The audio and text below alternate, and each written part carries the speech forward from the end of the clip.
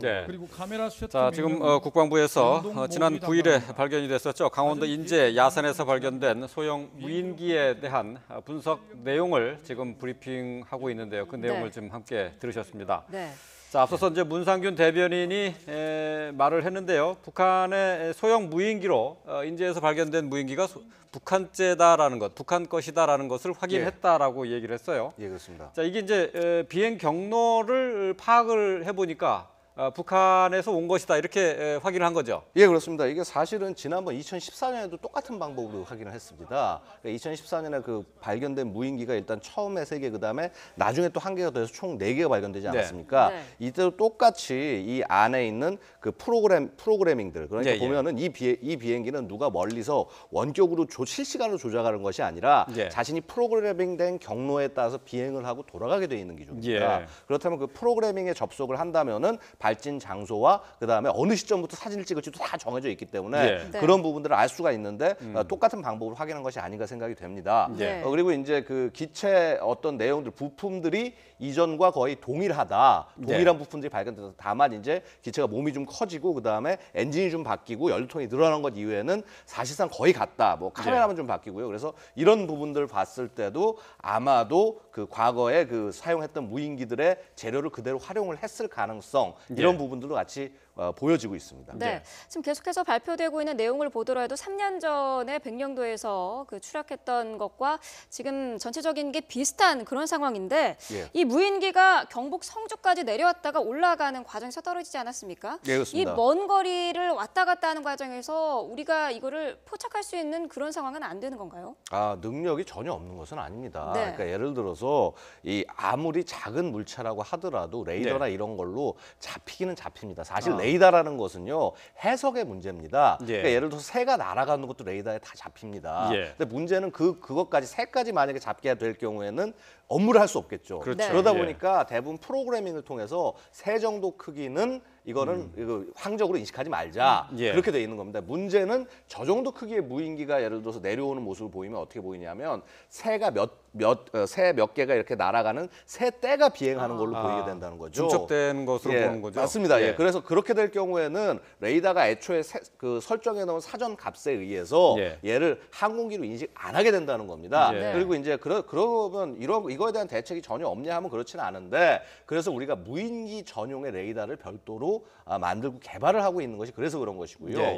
그래서 2014년에 이런 문제가 생겼을 때도 사실은 이런 무인기 레이더를 도입해야 된다라는 결론에 그 다다른 적이 있습니다. 그렇다면은 그 레이더는 새 때하고 구분을 해서 그 이렇게 밝혀낼 수 있다는 건가요? 예, 그렇습니다. 사실 이게 굉장히 그 레이더의 하드웨어든 사실은 거의 다 같습니다. 문제는 얘가 새인지 아니면은 무인기인지를 구별하는 그 소프트웨어적인 기능이 더 중요하다는 겁니다. 그래서 문제는 뭐냐면 2014년 때까지만 해도 그 수많은 회사들이 자신들이 UAV 레이더가 있다, 잘 작동을 한다라고 UAV 레이더요? UAV 탐지 레이더, 드론 레이더라고도 부릅니다. 이런 게 있는데 뭐 자신들이 굉장히 잘 탐지할 수 있다고 얘기를 했지만은 막상 이것을 가져와서 운영을 해 보니까 성능들이 다 완벽하지 않더라. 그래서 성능이 어느 정도 완성이 된 제품들이 2016년 정도부터 나오기 시작을 합니다.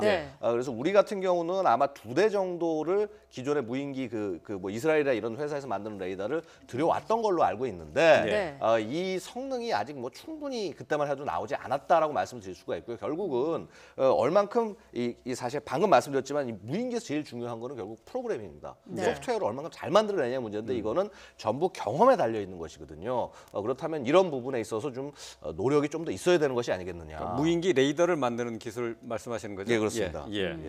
자, 지금 근데 이게 인제 추락한 이 무인기는 이 추락을 했기 때문에 지금 발견을 했다는 거지. 아니면은 그냥 북으로 넘어갈 수도 있었던 거 아닌가요? 지금 아까 발표 내용을 들어보시면 아시겠지만 비행을 시작한 시간이 5월 2일이라고 얘기를 합니다. 그러면은 5월 달에 2일에 그 같은 날 추락했다는 얘기인데요. 5월 2일에 추락한 것을 거의 한 달 넘게 있다가 발견하게 된 거라는 것입니다. 그다음에 이제 아시다시피 그 보도도 이미 나왔었지만은 북한이 사드 기지에 관한 위성 사진을 갖다 놓고 뭐 이렇게 했는데 위성 사진이 아닌 것 같다라는 얘기가 있지 않았습니까?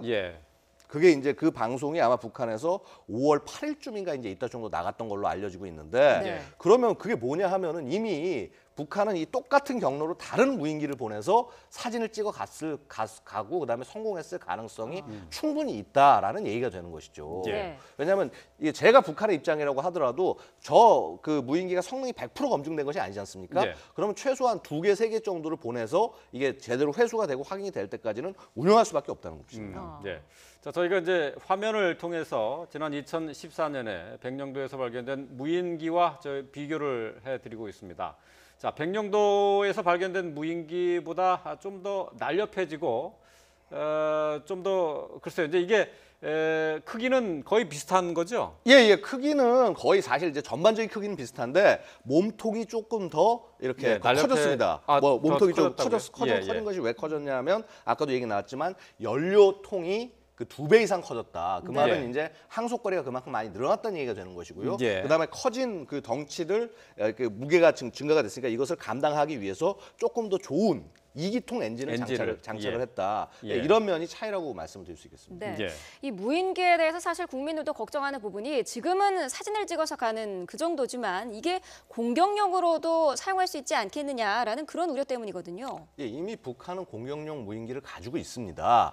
북한이 자살 타격기라고 부르는 기종이 있는데요. 요즘 열병식에는 좀 제가 본 적이 없습니다만은 2012년 열병식 같은데도 이런 그 자살 타격기라는 무인기를 들고 나온 적이 있습니다. 그리고 이제 그러한 무인기들 같은 경우는 좀 덩치가 큽니다. 그 정도는 한 거의 5, 6m 이상 정도의 크기가 되는 것이고요.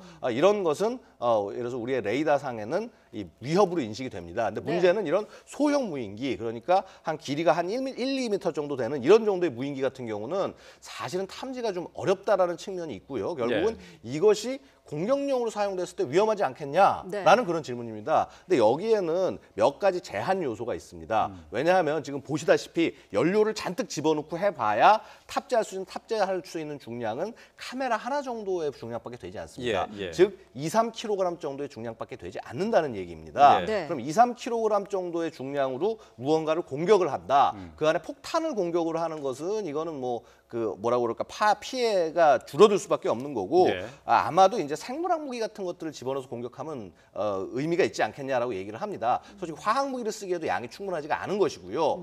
그래서 그런 측면이 있긴 있는데 또 달리 생각하면 이렇습니다. 북한은 그 용도를 위해서 더 빨리 그다음에 더 많은 양의 이런 화학 무기나 이런 것들을 싣고 날릴 수 있는 존재가 있습니다. 무엇인고 하니 바로 탄도 미사일입니다. 탄도 미사일이면 수분 내에 되는 것을 무인기를 보내서 한다는 것은 좀 상대적으로 맞지 않는다. 군사적 합리성에는 맞지 않는다고 말씀드릴 수 있습니다. 알겠습니다. 자, 지난 9일에 강원도 인제에서 발견된 무인기 북한의 것으로 확인됐습니다. 국방부에서 공식 브리핑이 계속 진행 중인데요. 관련된 내용을 양욱 한국국방안보포럼 수석 연구위원과 함께했습니다. 말씀 잘 들었습니다. 고맙습니다. 감사합니다.